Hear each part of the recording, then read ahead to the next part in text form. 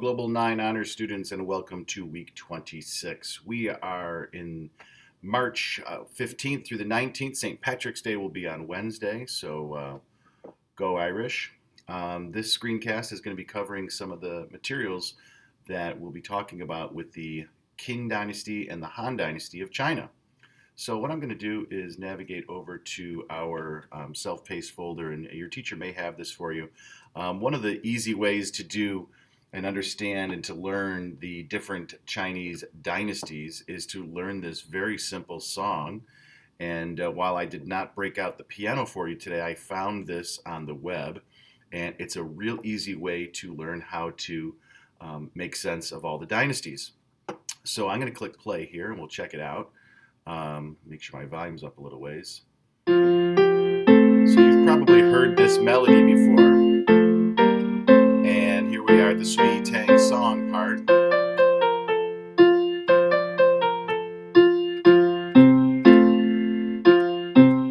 goes like this. Shang King Han, Shang King Han, Sui Tang song, Sui Tang song, Yao Ming King Republic, Yao Ming King Republic, Mao Zedong, Mao Zedong.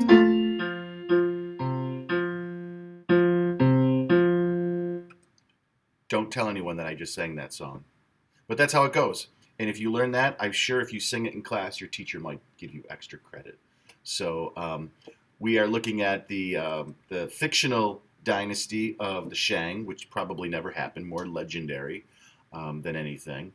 The Zhou dynasty took place, and that's where we learned about the mandate from heaven, and that's where we talked a little bit about Confucianism, and we moved along with some of the other philosophies, schools of thought, including Taoism and legalism.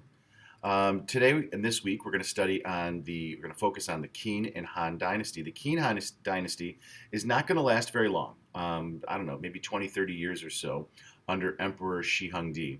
And in your first class this week, you'll probably be talking about Shi Hongdi and his famous burial chamber, where lots of things were found. Tells us a little bit about the emperor himself and what he found valuable.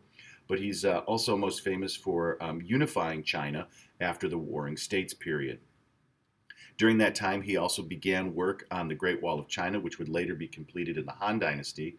And the Han Empire dynasty would then go on to have great success, and we will look at that golden age throughout this week's discussion. So let me just go back and click on week 26 inside our Schoology course. And as we jump into this, there are two things. Right now, hopefully you are looking at this screencast video. But here in the Golden Age, once you click into this, you'll see that there are some things. A lot of times in the videos, I don't necessarily go over all the different descriptions and background information. But when you get to the actual Golden Age document itself, in addition, I've also labeled and put all the links to some of the videos that are located with or embedded inside the gallery walk. This is a continuation of the Golden Age's graphic organizer. So let me hop over to that first and just remind you that you've already started this activity. Okay.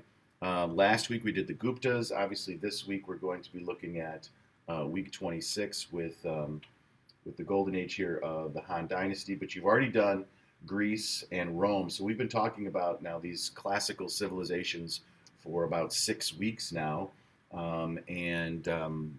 we're moving our way through. So your job is going to be to fill in these 4 boxes dealing with prosperity and visual arts and literature, science, math, and tech. So let's take a quick peek at the Golden Age packet. So it's going to look something like this. We're going to see how the Golden Age is going to impact China, other regions, and then, of course, later periods in history. So what's nice about the Golden Age here in the Han Dynasty is that they came up with the compass. So today's modern GPS system that we have on our phones and sometimes can't seem to get anywhere unless we have them, is going to be a precursor to that technology from the Han Dynasty. And of course, books, paper. We're going to be doing an activity in one of the classes dealing with the significance of paper and some of the greatest things in world history that are documented on paper. and have been preserved throughout time. This next page is just reminding you about the Golden Age walk. So here again is a link to the blank graphic organizer. But again, your teachers are asking you to complete what is actually the second row, but it's the fourth row that we are completing throughout this unit. And we'll go through and we'll see Exhibit A, B, C, D, and so on. This first one, the civil service exam, we could see students taking tests and papers and working on things. And we're going to see that the civil service exam, and we use this today in the United States, to be able to find who is most deserving of a particular position. A lot of times they are government positions. And a word, meritocracy. So here we've got the word merit.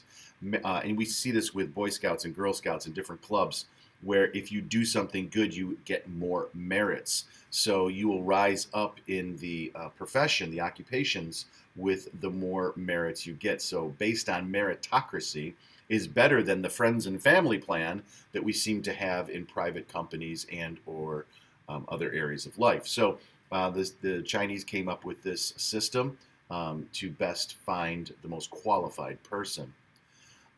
Exhibit B is going to be the Silk Roads, and here's the first video link for us to take a peek at. It's a TED Talk video. It's a good one that shows us some of the connections of how the Silk Roads, and you can see here with this map that the Silk Road is going to connect. It's not quite as big, actually, as the Indian Ocean Trade Network that we talked about last week, but of course is going to have silk be transported, the ancient Chinese secret of silk making. And here's a map that's also going to show us different goods from going from one side of the world to the other. So we'll see what Rome grabbed and or gave, and the Middle East, and where all these different products are coming in. So there's a couple questions and points that we'll want to take a look at that. The next exhibit is going to be us looking at actual silk production. We hope you find this interesting. Certainly it was the biggest commodity that came out of China. It made them incredibly wealthy, as they were the only ones who knew how to do it. Silk can keep you warm in the winter and cool in the summer. It was absolutely a luxurious item that people would absolutely save up for and want to purchase. And of course, we see evidence of silk being brought into as far away as Rome. So moving along, we could see then also paper making is a big deal. And this is going to be a neat video again on how paper is actually made. Sometimes people think that they're just cutting down trees really thin, but there's more to it than just that. So take a peek at that. And as we go along here, you'll see some things on the compass. And one of the last ones is the junk. Junks are actual ships, and some of the translation of a junk is going to be from the Chinese word juan, which probably from the Javanese, and this is where this activity picks up. Javanese, this is in the island of Java, which is Indonesia. And they're going to have a word that's going to be pronounced jong, which eventually the Portuguese would pick that up. And of course, they were great sailors as well. And the Portuguese word for ship is going to be junco. And probably, we make this loose translation about the kinds of stuff that's going to be transported. In China, we would certainly have these riverboats that were connecting the Yellow and the Yangtze River along the Grand Canal, and merchants would be bringing items from the north to the south and so forth, and it would just be lots of stuff. And probably along the way, the etymology of this word is that people are picking up different things, and it's just a bunch of junk because it's all kinds of stuff, maybe what we might see at a flea market or a garage sale. So anyway, looking at the junk ships is going to be a big part of the Indian Ocean trade, and certainly connect the east coast of China.